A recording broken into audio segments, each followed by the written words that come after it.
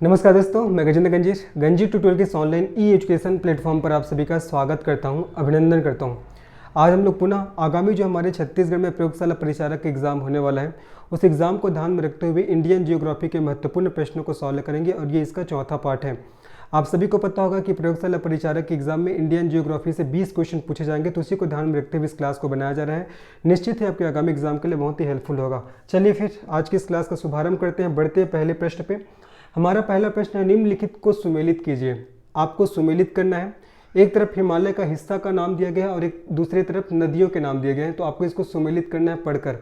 देखो, पंजाब हिमालय सिंधु और सतलज नदी के बीच, कुमायूं हिमालय कोशी और तीस्ता नदी के बीच, नेपाल हिमालय सतलज और काली नदी के बीच, और सिक्किम हिमालय काली और तीस्ता नदी के बीच। तो इसको आपको अच्छे से पढ़ना है। पढ़ने के बाद आपको इसको सुमेलित करना है। नीचे ऑप्शन दिए गए हैं। तो चलिए इस क्वेश्चन को हम लोग सॉल्व करते हैं। अब मैं जो जो चीज़ बताऊंगा आपको याद करना है। ये क्वेश्चन आपका पीसीएस आईएएस सभी एग्जाम में पूछा गया, बहुत इंपॉर्टेंट क्वेश्चन है, ठीक है। तो अगर आपसे पूछेगा कि पंजाब हिमालय कौन कौन से नदियों के बीच में है, तो आपको बताना है जो पंजाब हिमालय है ना, ये आपका सिंधु और सतलज नदी के बीच में है। याद करिए मेरे साथ, पंजाब हिमालय सिंधु और सतलज नदी, ठीक है। पंजाब हिमालय सिंधु और सतलज नदी के बीच में है, ये आपको ध्यान रखना है, ठीक है। अगर आपसे पूछेगा कुमायूं हिमालय, ठीक है, कुमायूं हिमालय है, ये किसके किसके बीच में है, तो कुमायूं हिमालय है ना, ये आपको याद रखना है सतलज और काली नदी के बीच में है, ठीक है जी। सतलज और काली नदी, कुमायूं हिमालय आपका सतलज और काली नदी के बीच में है, याद रखना है। अगर आपसे पूछेगा नेपाल हिमालय, ठीक है, नेपाल हिमालय, तो जो नेपाल हिमालय है ना, ये आपका काली और तीस्ता नदी के बीच में, किसके बीच में है, काली और तीस्ता। याद करिए, काली और तीस्ता नदी के बीच में नेपाल हिमालय है। अगर आपसे पूछेगा कि सिक्किम हिमालय कौन कौन से नदियों के बीच में है, तो जो सिक्किम हिमालय है ना जी, ये आपका कोसी और तीस्ता नदी के बीच में, किसके बीच में है, कोसी और तीस्ता, ठीक है, कोसी और तीस्ता नदी के बीच में, ये आपको याद रखने हैं, ठीक है। तो पंजाब हिमालय सिंधु और सतलज नदी के बीच में है, कुमायूं हिमालय सतलज और काली नदी के बीच में है, नेपाल हिमालय आपका काली और तीस्ता नदी के बीच में है, और सिक्किम हिमालय आपका कोसी और तीस्ता नदी के बीच में है, ठीक है। तो देखिए, पंजाब हिमालय का आ जाएगा सिंधु और सतलज नदी के बीच, कुमायूं हिमालय आ जाएगा आपका सतलज और काली नदी के बीच, नेपाल हिमालय आ जाएगा आपका काली और तीस्ता नदी के बीच, और सिक्किम हिमालय आ जाएगा आपका कोसी और तीस्ता नदी के बीच। तो चलिए, ए का क्या होगा आपका, ए का आ जाएगा आपका 1, है ना। उसके बाद बी का क्या आएगा जी, देखो बी का आ जाएगा आपका 3, उसके बाद सी का आ जाएगा आपका 4, उसके बाद डी का आ जाएगा आपका 2, है ना। तो ए का 1, बी का 3, सी का 4, डी का 2, ए का 1, उसके बाद बी का 3, सी का 4, डी का 2। इसका सही आंसर हमारा सेकंड ऑप्शन हो जाएगा। होपफुल ये समझ में आ गया होगा। अच्छे से इसको याद रखना है, बहुत इंपॉर्टेंट क्वेश्चन है। पीसीएस आईएएस इन सबके एग्जाम में यहाँ से क्वेश्चन पूछे ही गए जी, है ना, बहुत इंपॉर्टेंट है। इसका सही आंसर क्या हो जाएगा हमारा, सेकंड ऑप्शन, ठीक है। एक बार और सुन लीजिए, पंजाब हिमालय सिंधु और सतलज नदी के बीच में है, कुमायूं हिमालय सतलज और काली नदी के बीच में है, नेपाल हिमालय काली और तीस्ता, और आपका सिक्किम हिमालय आपका कोसी और तीस्ता, ठीक है। चलिए आगे बढ़ते हैं, नेक्स्ट प्रश्न में चलते हैं हम लोग। नेक्स्ट प्रश्न क्या है हमारा, सूची 1 को सूची 2 से सुमेलित कीजिए और नीचे दिए गए कूट का प्रयोग कर सही उत्तर दीजिए, ठीक है। एक तरफ देखो, सूची 1 में आपका राज्यों के नाम है और सूची 2 में सबसे ऊंची चोटियों के नाम है। तो आपको इसको पढ़ना है, पढ़ने के बाद आपको इसको सुमेलित करना है जी। चलिए देखो, तमिलनाडु में सबसे ऊंची चोटी कौन सी है, आपका डोडा बेटा की चोटी, है ना। तमिलनाडु में नीलगिरी पर्वत की सबसे ऊंची चोटी कौन सी है, आपका डोडा बेटा की चोटी, जिसकी ऊंचाई आपका 2637 मीटर है। कितना है, 2637 मीटर। तो तमिलनाडु का डोडा बेटा हो जाएगा। राजस्थान में अरावली पर्वत श्रृंखला की सबसे ऊंची चोटी गुरु शिखर की चोटी है, जिसकी ऊंचाई कितना है आपका 1722 मीटर। कितना है, 1722 मीटर। तो आपका बी का थर्ड हो जाएगा। नागालैंड की ऊंची चोटी हो जाएगा आपका सरमती। क्या हो जाएगा, सरमती। कई बुक में आपको ये सरमाटी देखने को भी मिलेगा, ठीक है। तो नागालैंड की सबसे ऊंची चोटी सरमती हो जाएगा। उसके बाद देखो, मध्य प्रदेश की सबसे ऊंची चोटी आपका धूपगढ़ की चोटी। क्या हो जाएगा आपका, धूपगढ़ की चोटी हो जाएगा। और अगर पूछेगा इसका हाइट कितना है धूपगढ़ की चोटी का, तो आपको बताना है कितना, 1350 मीटर। कितना है जी, 1350 मीटर। ये तो आपसे पूछा गया था कि सूची 1 को सूची 2 से सुमेलित कीजिए करके, ठीक है। एक तरफ राज्यों का नाम दिया गया है, एक तरफ आपका सबसे ऊंची चोटियों के नाम दिया गया है। तो मेरे साथ याद करिए, तमिलनाडु की सबसे ऊंची चोटी डोडा बेटा की चोटी, ऊंचाई 2637 मीटर। राजस्थान में आपका गुरु शिखर सबसे ऊंची चोटी है, जिसकी ऊंचाई 1722 मीटर है। नागालैंड की सबसे ऊंची चोटी आपका सरमती हो जाएगा, और मध्य प्रदेश की सबसे ऊंची चोटी आपका धूपगढ़ हो जाएगा। ये आपको याद रखना है, ठीक है जी, बहुत इंपॉर्टेंट है। चलिए अब इसके बाद देखते हैं इसका आंसर क्या आएगा। देखो, ए का क्या आएगा आपका, ए का आपका 4 हो जाएगा, ठीक है। बी का आपका 3 हो जाएगा। उसके बाद सी का आपका 2 हो जाएगा, और डी का आपका 1 हो जाएगा। ए का 4, बी का 3, सी का 2 और डी का आपको क्या होगा, आपको 1। तो इसका सही आंसर हमारा थर्ड ऑप्शन होगा। क्या होगा, थर्ड ऑप्शन। होपफुली समझ में आया होगा। अच्छे से इसको याद रखना है आप लोग को कि कौन कौन से जो सर्वोच्च चोटी है वो कौन कौन से राज्य में व्यवस्थित है, यहाँ से क्वेश्चन बनते ही है। चलो आगे बढ़ते हैं, नेक्स्ट क्वेश्चन में चलते हैं। हमारा नेक्स्ट क्वेश्चन देखिए, कंचनजंगा हिमालय के निम्नलिखित में से किस भौगोलिक विभाजन के अंतर्गत आता है? बाहरी हिमालय, महान हिमालय, पार हिमालय, निम्न हिमालय। ये क्वेश्चंस आपका पीसीएस के एग्जाम में पूछा गया है और हमारे छत्तीसगढ़ में भी यहाँ से क्वेश्चन आया था। क्या था, इसी साल के पीएससी में आया था, मैं भी आप लोग को बताऊंगा। देखो, कंचनजंगा हिमालय के निम्नलिखित में से किस भौगोलिक विभाजन के अंतर्गत आता है? इसका सही आंसर हो जाएगा जो आपका महान हिमालय। क्या हो जाएगा, महान हिमालय। अगर मैं हिमालय की बात करूँ तो हिमालय को उत्तर से दक्षिण की ओर 4 भागों में बांटा जा सकता है। ठीक है, हिमालय को उत्तर से दक्षिण की ओर, हिमालय को उत्तर से दक्षिण की ओर 4 भागों में बांटा जा सकता है। कितने भागों में जी? 4 भागों में। ठीक है, 4 भागों में बांटा जा सकता है, बांटा जा सकता है। हिमालय को उत्तर से दक्षिण की ओर 4 भागों में बांटा जा सकता है। सबसे पहला हो जाएगा ट्रांस हिमालय, सबसे पहला ट्रांस हिमालय। ठीक है, दूसरा हो जाएगा आपका महान हिमालय। ठीक है, महान हिमालय हो जाएगा। ठीक है, उसके बाद तीसरा हो जाएगा आपका निम्न हिमालय। ठीक है, निम्न हिमालय हो जाएगा। और चौथा आपको याद रखना है, चौथा हो जाएगा जी आपका शिवालिक हिमालय। ठीक है, चौथा आपका शिवालिक हिमालय। ये 4, और इसी शिवालिक हिमालय को आपका बाह्य हिमालय के नाम से जानते हैं और इसी साल का सीजीपीएससी का क्वेश्चन है, बाह्य हिमालय। ठीक है, इसी शिवालिक हिमालय को बाह्य हिमालय के नाम से जानते हैं और ये इसी साल का आपका सीजीपीएससी का क्वेश्चन था। ठीक है, तो कंचनजंगा हिमालय के निम्नलिखित में से किस भौगोलिक विभाजन के अंतर्गत आता है? तो महान हिमालय। और मैंने बताया कि हिमालय को उत्तर से दक्षिण की ओर 4 भागों में बांटा जा सकता है। पहला ट्रांस हिमालय, दूसरा महान हिमालय, तीसरा निम्न हिमालय और चौथा आपका शिवालिक हिमालय, जिसको बाह्य हिमालय के नाम से भी जानते हैं। ठीक है, चलिए आगे बढ़ते हैं। और ये आपका सबसे नवीनतम है जी, शिवालिक हिमालय सबसे नवीनतम है और जो अरावली है ना, अरावली पर्वत श्रेणी, ये सबसे प्राचीनतम है। चलो आगे बढ़ते हैं, नेक्स्ट प्रश्न में चलते हैं। नेक्स्ट प्रश्न क्या है आपका, निम्नलिखित में से कौन सा कथन सही है? आपसे पूछा जा रहा है कौन सा कथन सही है। देखो, पहला, भारत में 5 भूकंपीय क्षेत्र है। दूसरा, राजस्थान में भूकंप की उच्च आवृत्ति के कारण यह जोन 5 के अंतर्गत आता है। ये आपका 2 कथन दिए गए हैं, आपको बताना है इसमें से कौन सा कथन सही है। नीचे ऑप्शन दिए गए, चलो बनाते हैं। तो भारत में 5 भूकंपीय क्षेत्र है, तो पहला तो आपका गलत हो जाएगा। ठीक है, भारत में 4 भूकंपीय क्षेत्र है। कितना? 4। तो भारत में आपका 4 भूकंपीय क्षेत्र है जी। ठीक है, 4 भूकंपीय क्षेत्र है। अभी 4 भूकंपीय क्षेत्र कौन कौन सा है याद रखेगा। पहला तो आपका जोन 2 है ना, पहला आपका जोन 2 हो जाएगा। उसके बाद आपका जोन 3 हो जाएगा। ठीक है, उसके बाद आपका जोन 4 हो जाएगा, जोन 4। उसके बाद हो जाएगा आपका जोन 5। ठीक है, तो देखो पहला कथन क्या कह रहा है कि भारत में 5 भूकंपीय क्षेत्र है, गलत है। भारत में 4 भूकंपीय क्षेत्र है, जोन 2, जोन 3, जोन 4 और जोन आपका 5। तो पहला गलत। दूसरा, राजस्थान में भूकंप की उच्च आवृत्ति के कारण यह जोन 5 के अंतर्गत आता है, ये भी गलत हो जाएगा। राजस्थान में भूकंप की उच्च आवृत्ति के कारण ये आपका जोन 2 है ना, उसके बाद जोन 3 और आपका जोन 4, जोन 2, जोन 3, जोन 4 के अंतर्गत आता है। जबकि यहाँ पास बोला जा रहा है कि राजस्थान में भूकंप की उच्च आवृत्ति के कारण ये जोन 5 के अंतर्गत आता है, ये आपका गलत हो जाएगा। ठीक है, अब देखो जोन 5 के अंतर्गत कौन कौन से राज्य आते हैं। देखो जोन 5 के अंतर्गत आपका संपूर्ण पूर्वोत्तर राज्य। ठीक है, संपूर्ण पूर्वोत्तर राज्य, जोन 5 के अंतर्गत आपका संपूर्ण पूर्वोत्तर राज्य आ जाएगा। साथ ही साथ आपको ध्यान रखना है, साथ ही साथ इंपॉर्टेंट है आपका, जैसे कि लद्दाख हो जाएगा, लद्दाख के बाद आपका हिमाचल प्रदेश हो जाएगा, हिमाचल प्रदेश के बाद आपका हो जाएगा उत्तराखंड हो जाएगा, हिमाचल प्रदेश के बाद आपका उत्तराखंड हो जाएगा। उत्तराखंड के बाद आपको ध्यान रखना है जो आपका गुजरात है, गुजरात का कच्छ वाला कुछ हिस्सा हो जाएगा। ठीक है, गुजरात के कच्छ क्षेत्र के हिस्से है ना, गुजरात के कच्छ क्षेत्र के कुछ हिस्से, ये सब आपका जोन 5 में आता है। किस में आता है? आपका जोन 5 में है ना। और जोन 5 में आपका भूकंप की उच्च आवृत्ति होता है, याद रखना। ठीक है, ये जोन 5 में भूकंप की उच्च आवृत्ति होता है। तो पहला भी गलत है, दूसरा भी गलत है। पहला बोल रहा है कि भारत में 5 भूकंपीय क्षेत्र है, गलत है। भारत में 4 भूकंपीय क्षेत्र है, जोन 2, जोन 3, जोन 4 और जोन 5 है ना। उसके बाद दूसरा, राजस्थान में भूकंप की उच्च आवृत्ति के कारण जोन 5 के अंतर्गत आता है, ये गलत है। राजस्थान में आपका भूकंप की उच्च आवृत्ति के कारण ये जोन 5 के अंतर्गत आता है, ये आपका गलत है। जबकि राजस्थान में आपका जोन 2, जोन 3 और जोन 4 के अंतर्गत आता है। किसके अंतर्गत आता है? जोन 2, जोन 3 और जोन 4।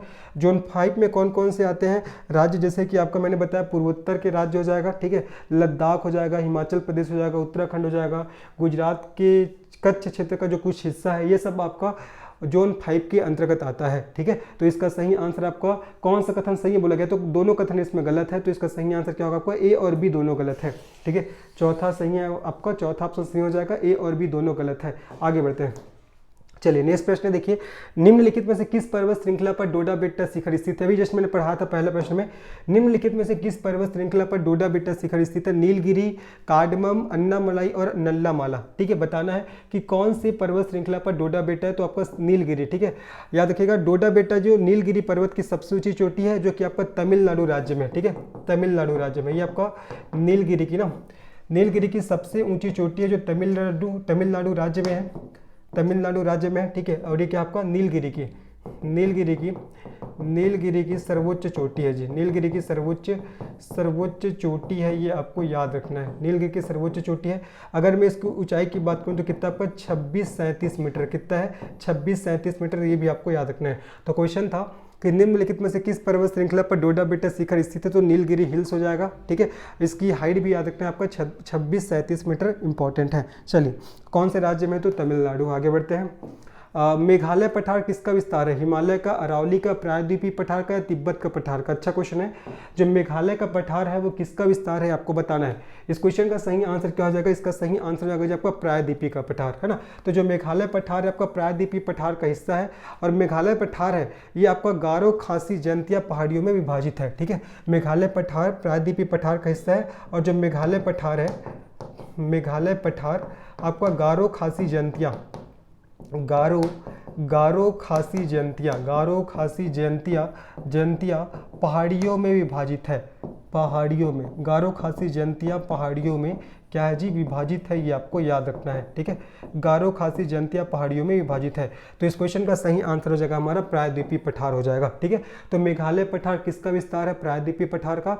और मैंने बताया कि जो आपका मेघालय पठार है ना, ये आपका गारो खासी जयंतिया पहाड़ों में क्या आपका विभाजित है, ये आपको याद रखना है। चलिए आगे बढ़ते हैं। ठीक है, चलो आगे बढ़ते हैं, नेक्स्ट प्रश्न में चलते हैं। देखिए नेक्स्ट प्रश्न हमारा, थार मरुस्थल को विश्व का सबसे मूल्यवान मरुस्थल क्यों कहा जाता है। जबरदस्त प्रश्न है, आपको बताना है कि थार मरुस्थल को विश्व का सबसे मूल्यवान मरुस्थल क्यों कहा जाता है। पहला, थार मरुस्थल में विश्व के किसी भी अन्य गर्म मरुस्थल की तुलना में सर्वाधिक वर्षा होती है। दूसरा, यह क्षेत्र भारत और विश्व में ऊन का सबसे बड़ा उत्पादक है। और तीसरा, थार मरुस्थल में फेल्सपार, फास्फोराइड, जिप्सम और काओलिन जैसे खनिजों के मूल्यवान भंडार है। तो नीचे दिए गए कूट का प्रयोग कर सही उत्तर दीजिए। आपको बताना है कि थार मरुस्थल को विश्व का सबसे मूल्यवान मरुस्थल क्यों कहा जाता है। चलो सवाल करते हैं।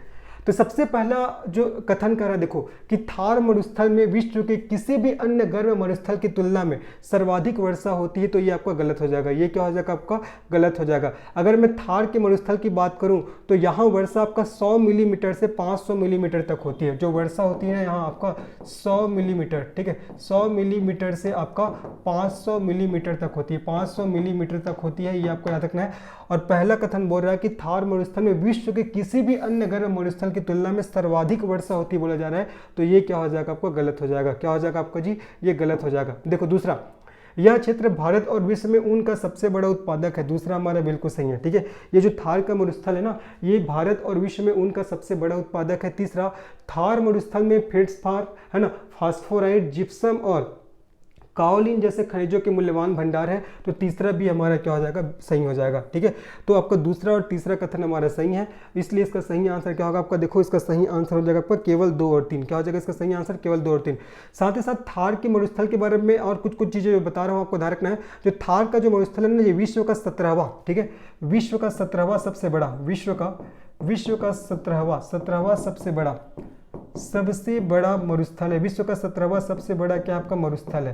जो थार का मरुस्थल है ना, ये विश्व का 17वां सबसे बड़ा मरुस्थल है। इसको भी आपको ध्यान रखना है, इसका आंसर हो जाएगा हमारा सेकंड ऑप्शन। साथ ही साथ ध्यान रखना है, ये आपका विश्व का 9वां सबसे बड़ा उपोष्ण कटिबंधीय मरुस्थल है, ठीक है। साथ ही साथ ध्यान रखना है जी, आपका विश्व का 9वां, ठीक है। साथ ही साथ आपका विश्व का 9वां सबसे बड़ा उपोष्ण कटिबंधीय मरुस्थल है। उपोष्ण कटिबंधीय मरुस्थल है, ये भी आपको याद रखना है। उपोष्ण कटिबंधीय मरुस्थल है, ठीक है। देखो मैंने क्या बोला कि जो थार का मरुस्थल है ना जी, आपका विश्व का 17वां सबसे बड़ा मरुस्थल है और विश्व का 9वां सबसे बड़ा गर्म उपोष्ण कटिबंधीय मरुस्थल है ना। विश्व का सबसे बड़ा गर्म उपोष्ण कटिबंधीय मरुस्थल है। कौन से क्रम का? आपका 9वें क्रम का। लेकिन विश्व का 17वां सबसे बड़ा मरुस्थल है और विश्व का 9वां सबसे बड़ा गर्म उपोष्ण कटिबंधीय मरुस्थल है। ये भी आपको ध्यान रखना है। तो क्वेश्चन पूछा गया था कि थार के मरुस्थल को विश्व का सबसे मूल्यवान मरुस्थल क्यों कहा जाता है? क्योंकि यह क्षेत्र भारत और विश्व में उनका सबसे बड़ा उत्पादक है और थार मरुस्थल में फेल्सफार, फास्फोराइट, जिप्सम और काओलिन जैसे खनिजों के मूल्यवान भंडार है। तो दूसरा और तीसरा हमारा सही है। साथ ही साथ मैंने बताया कि जो थार का मरुस्थल है ना, ये आपका विश्व का 17वां सबसे बड़ा मरुस्थल है और विश्व का आपका 9वां सबसे बड़ा गर्म उपोष्ण कटिबंधीय मरुस्थल है। इसको भी आपको याद रखना है। और यहाँ वर्षा कितना होता है? तो आपका 100 मिलीमीटर से 500 मिलीमीटर। लेकिन पहला कथन बोल रहा है कि थार मरुस्थल में विश्व के किसी भी अन्य गर्म मरुस्थल की तुलना में सर्वाधिक वर्षा होती है। तो ये क्या हो जाएगा? आपका गलत हो जाएगा। ये क्या होगा जी? आपका गलत हो जाएगा, याद रखना है। ठीक है, चलो आगे बढ़ते हैं। नेक्स्ट प्रश्न में हम लोग आगे बढ़ते हैं। हमारा नेक्स्ट प्रश्न क्या दिखते हैं? निम्नलिखित युग्मों पर विचार कीजिए। पहला, 10 डिग्री चैनल अंडमान द्वीप समूह को निकोबार द्वीप समूह से अलग करता है। उसके बाद दूसरा, 9 डिग्री चैनल मिनिकॉय द्वीप को मुख्य लक्षद्वीप से अलग करता है। तीसरा, 8 डिग्री चैनल मिनिकॉय और मालदीव के द्वीपों को अलग करता है। चलिए बताना इसमें से कौन सा कथन सही है। ये आपका करंट अफेयर का भी मुद्दा रहा है ना, आपको पता होगा। तो यहाँ से क्वेश्चन बनने के चांसेस बहुत ज़्यादा है। देखो, निम्नलिखित युग्मों पर विचार कीजिए, आपको विचार करना है। तो 10 डिग्री चैनल, ये जो 10 डिग्री चैनल है ये आपका अंडमान द्वीप समूह को निकोबार द्वीप समूह से अलग करता है। तो पहला वाला जो हमारा ऑप्शन बिल्कुल सही है। जो 10 डिग्री चैनल है ना, ये आपका अंडमान द्वीप समूह को निकोबार द्वीप से अलग करता है। याद रखना है, 10 डिग्री चैनल ये आपका अंडमान द्वीप समूह को किससे अलग करता है? आपका निकोबार द्वीप समूह से। ठीक है, अंडमान द्वीप समूह को निकोबार द्वीप समूह से अलग करता है 10 डिग्री चैनल। ठीक है, उसके बाद जो 9 डिग्री चैनल है, 9 डिग्री चैनल ये आपका मिनिकॉय द्वीप को मुख्य लक्षद्वीप से अलग करता है। किसको? आपका मिनिकॉय द्वीप को आपका मुख्य लक्षद्वीप से अलग करता है। किससे? मुख्य लक्षद्वीप से। ठीक है, मुख्य लक्षद्वीप से अलग करता है। ये भी ध्यान रखना इंपॉर्टेंट है, ये भी हमारा सही है। तीसरा, जो 8 डिग्री चैनल है, 8 डिग्री चैनल है, ये आपका मिनिकॉय और मालदीव के द्वीपों को अलग करता है। किसको अलग करता है? मिनिकॉय को आपका मालदीव के द्वीपों से, है ना, मिनिकॉय को आपका मालदीव के द्वीपों से अलग करता है। ये आपको याद रखना है। तो पहला भी सही है, दूसरा भी सही है, हमारा तीसरा भी सही है। ठीक है, पहला 10 डिग्री चैनल अंडमान द्वीप समूह को निकोबार द्वीप समूह से अलग करता है। 9 डिग्री चैनल मिनिकॉय द्वीप समूह को मुख्य लक्षद्वीप से अलग करता है और 8 डिग्री चैनल आपका मिनिकॉय और मालदीव के द्वीपों को अलग करता है। ये आपको याद रखना है। तो ये तीनों आपका सही है। तो इसलिए इसका सही आंसर आपका क्या हो जाएगा? कौन सा सही सुमिलित है बोला गया तो आपका 1, 2 और 3 है ना। तो तीनों आपका सही सुमिलित है, मतलब तीनों क्या आपका सही है।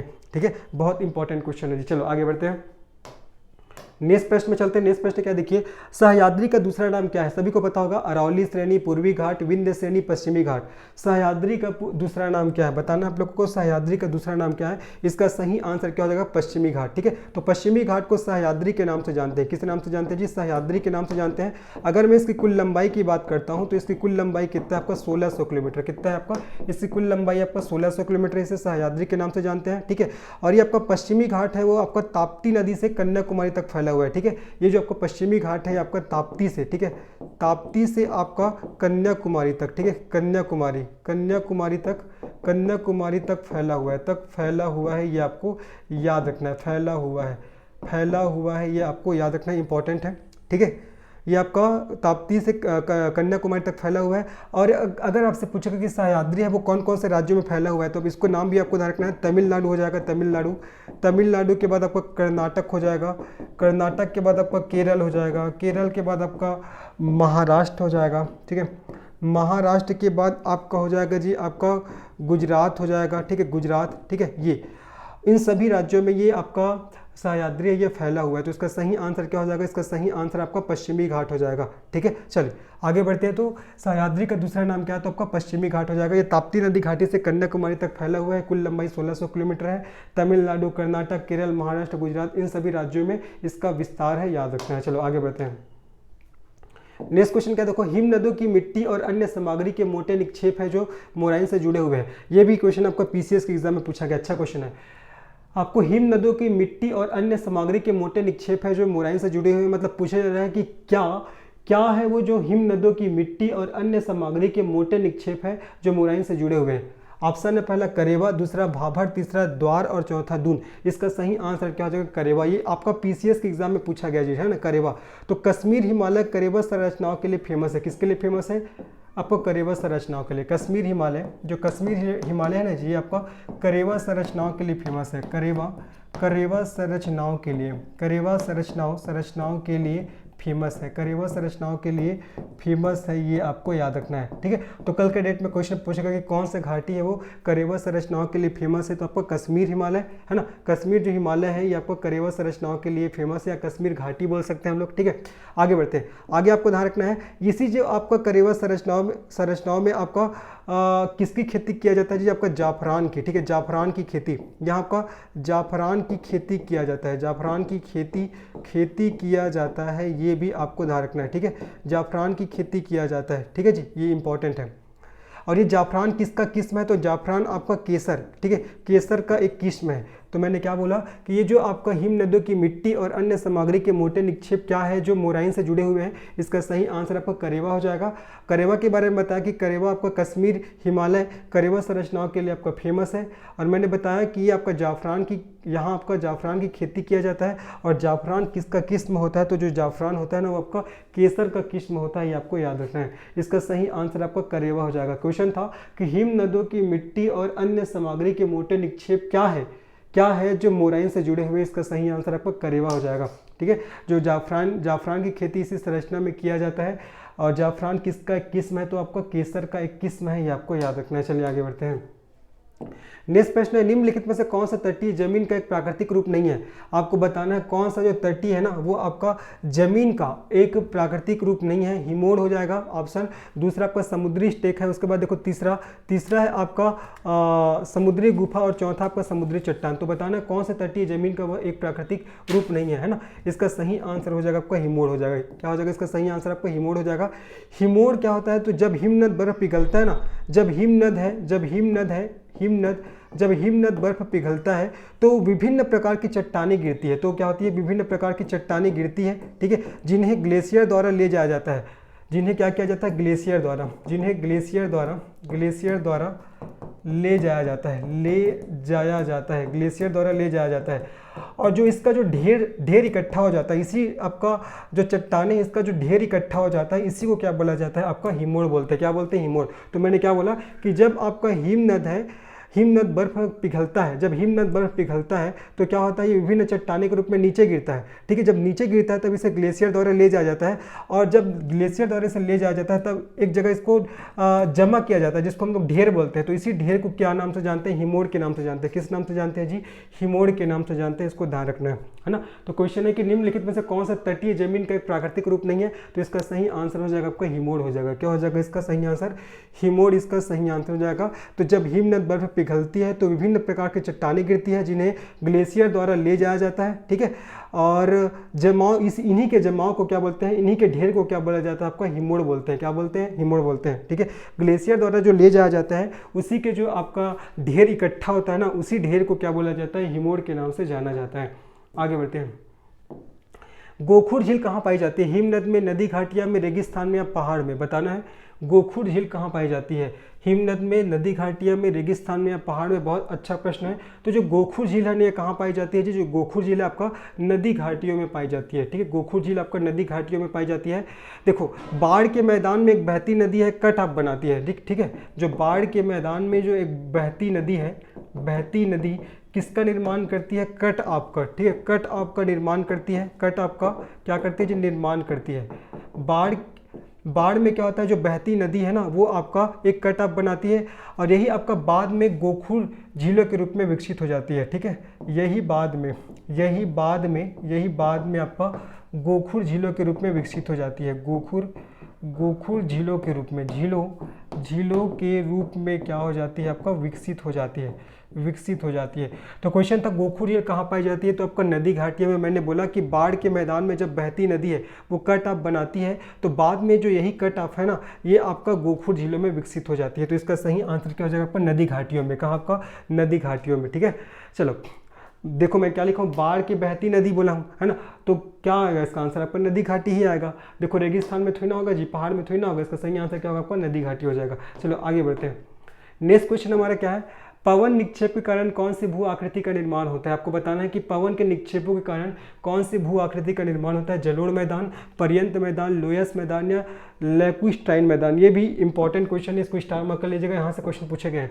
तो पवन निक्षेप के कारण कौन सी भू आकृति का निर्माण होता है, तो इसका सही आंसर हो जाएगा आपको लोयस मैदान। ठीक है, तो हवा के जमाव के कारण लोयस मैदान बनते हैं। ठीक है, ये क्या होता है, हवा के जमाव के कारण, हवा के जमाव के कारण बनता है। जब हवा है रेत के कण को, है ना, जब हवा है वो रेत के कण को उड़ा कर ले जाती है और एक क्षेत्र में जमा कर देती है, तब उसी को बोला जाता है आपका क्या बोलते हैं, लोयस का मैदान। ठीक है, मैंने क्या बोला कि जब हवा है वो रेत के छोटे छोटे कण को उड़ा कर ले जाती है और उसको एक जगह जमा कर देती है ना, तो उससे जो मैदान का निर्माण होता है उसी को बोला जाता है कि आपका लोयस का निर्माण। क्या बोलते हैं उसको, उसी को लोयस का मैदान बोला जाता है। ठीक है, और जो लोयस के बड़े बड़े भंडार है ये कहाँ पाया जाता है, आपका चीन में पाए जाते हैं, है ना। लोयस का जो बड़े बड़े आपका मैदान, सॉरी भंडार बोल दिया था, लोयस का बड़े बड़ा जो मैदान है ये कहाँ पाया जाता है, आपका चीन में पाया जाता है। एक बार और सुनिए, मैंने क्या बोला कि देखो जब आपका हवा है वो रेत के कण को उड़ाकर एक स्थान से दूसरे स्थान तक ले जाती है, तो जो कण को उड़ाकर ले जाती है तो उसी कणों से एक मैदान का निर्माण होता है, उसी मैदान को आपको लोयस का मैदान कहते हैं और ये आपका मुख्य रूप से चीन में पाया जाता है। ठीक है, तो पवन निक्षेप के कारण कौन सी भू आकृति का निर्माण होता है, तो आपका लोयस मैदान। जब पवन रेत के कणों को एक स्थान से दूसरे स्थान तक उड़ाकर ले जाती है, फिर उसी कणों से आपका जो मैदान का निर्माण होता है उसी को आपका लोयस मैदान कहा जाता है ना, और ये प्रमुख रूप से चीन में पाया जाता है, ये आपको याद रखना है। चलो आगे बढ़ते हैं। नेक्स्ट क्वेश्चन आपका, जार्ज घाटी की विशेषता के संबंध में निम्नलिखित में से कौन सा कथन सही है। आपको बताना है जार्ज घाटी की विशेषता के संबंध में निम्नलिखित में से कौन सा कथन सही है। पहला, यह एक गहरी घाटी है जो सीधे किनारों से बहुत खड़ी ढाल वाली होती है। दूसरा, यह अपनी तली की तुलना में अपने शीर्ष पर विस्तृत है। और तीसरा, यह सामान्यतः नरम सिलों में बनती है। और चौथा, यह एक निक्षेपण भू आकृति है। इसका सही आंसर क्या जाएगा, जो जार्ज घाटी की विशेषता के संबंध में कौन सा कथन सही पूछा गया है, इसका सही आंसर हमारा ए ऑप्शन हो जाएगा। ठीक है, जो जार्ज घाटी होती है आपको गहरी घाटियां होती है। क्या होती है, आपको गहरी घाटियां होती है। ठीक है, जो सीधे किनारे से बहुत खड़ी ढाल वाली होती है। ठीक है, जो आपका जो सीधे किनारे से बहुत अधिक खड़ी ढाल वाली होती है, बहुत अधिक खड़ी ढाल वाली। ठीक है, खड़ी ढाल वाली होती है, ये आपको याद रखना है, खड़ी ढाल वाली होती है। ठीक है, तो इसका सही आंसर हमारा ए ऑप्शन हो जाएगा। क्या हो जाएगा, ए ऑप्शन। ठीक है, और एक प्रकार से अपर्दन भू आकृति है जी, ये क्या आपका अपर्दन भू आकृति होती है। एक प्रकार से आपका अपर्दन भू आकृति होती है, ये भी आपको ध्यान रखना है। साथ ही साथ आपको ध्यान रखना है कि इसका निर्माण है, ये जो आपका जार्ज घाटी है इसका निर्माण कठोर चट्टानों से होता है। ठीक है, जो इसका जो निर्माण होता है ना, ये कठोर चट्टानों से होता है। किससे होता है, कठोर चट्टानों से, ये याद रखना है। ठीक है, तो क्वेश्चन था जार्ज घाटी की विशेषता के संबंध में निम्नलिखित में से कौन सा कथन सही है। इसका सही आंसर पहला ऑप्शन हो जाएगा, यह एक गहरी घाटी है जो सीधे किनारों से बहुत खड़ी ढाल वाली होती है। ठीक है, और एक प्रकार से आपका अपर्दन भू आकृति होती है ना, और इसका निर्माण कठोर चट्टानों से होता है। चलिए आगे बढ़ते हैं। नेक्स्ट प्रश्न है, भारत का सबसे बड़ा पठार कौन सा है। दक्कन का पठार, छोटा नागपुर का पठार, लद्दाख का पठार या बघेलखंड का पठार। तो इसको बताना है कि भारत का सबसे बड़ा पठार कौन सा है। इसका सही आंसर हो जाएगा जो आपका दक्कन का पठार। ठीक है, दक्कन का जो पठार है वो भारत का सबसे बड़ा पठार है। अगर मैं इसका क्षेत्रफल की बात करूँ तो इसका क्षेत्रफल कितना है, लगभग 5 लाख वर्ग किलोमीटर। ठीक है, इसका क्षेत्रफल है लगभग 5 लाख वर्ग किलोमीटर। ठीक है, इसका क्षेत्रफल क्या है, लगभग 5 लाख वर्ग किलोमीटर हो जाएगा, ये भी ध्यान रखना है। और ये आपका महाराष्ट्र हो जाएगा, तेलंगाना हो जाएगा। ठीक है, आपका उत्तरी कर्नाटक हो जाएगा। ठीक है, और आपका गुजरात के काठियावाड़ क्षेत्र तक विस्तृत है। गुजरात के काठियावाड़ क्षेत्र तक क्या है आपका, गुजरात के काठियावाड़ क्षेत्र तक क्या है जो आपका विस्तृत है। ठीक है, विस्तृत है या फैला हुआ है। देखो लद्दाख के पठार के बारे में पता हो गया, भारत का सबसे ऊंचा पठार है। लद्दाख का पठार आपका भारत का सबसे ऊंचा पठार है। भारत का सबसे ऊंचा पठार है, ये भी आपको ध्यान रखना है। लद्दाख का पठार भारत का सबसे ऊंचा पठार है। जो बघेलखंड का पठार है ये तो पता होगा जी, सॉरी ये आपका छोटा नागपुर का पठार।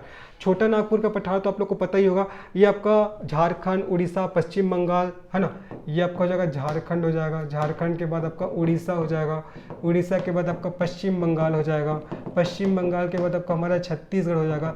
इन सभी राज्यों में फैला हुआ है ना। झारखंड आपका, उड़ीसा हो जाएगा, पश्चिम बंगाल हो जाएगा, छत्तीसगढ़ हो जाएगा, ठीक है, आपका बिहार, इन सभी राज्यों में फैला हुआ है। बिहार इन सभी राज्यों में फैला हुआ है। कौन सा? आपका छोटा नागपुर का पठार। तो क्वेश्चन था कि भारत का सबसे बड़ा पठार कौन सा? इसका सही आंसर हो जाएगा आपका दक्कन का पठार। इसका सही आंसर क्या होगा जी हमारा? दक्कन का पठार। ये आपको अच्छे से याद रखना है, ठीक है।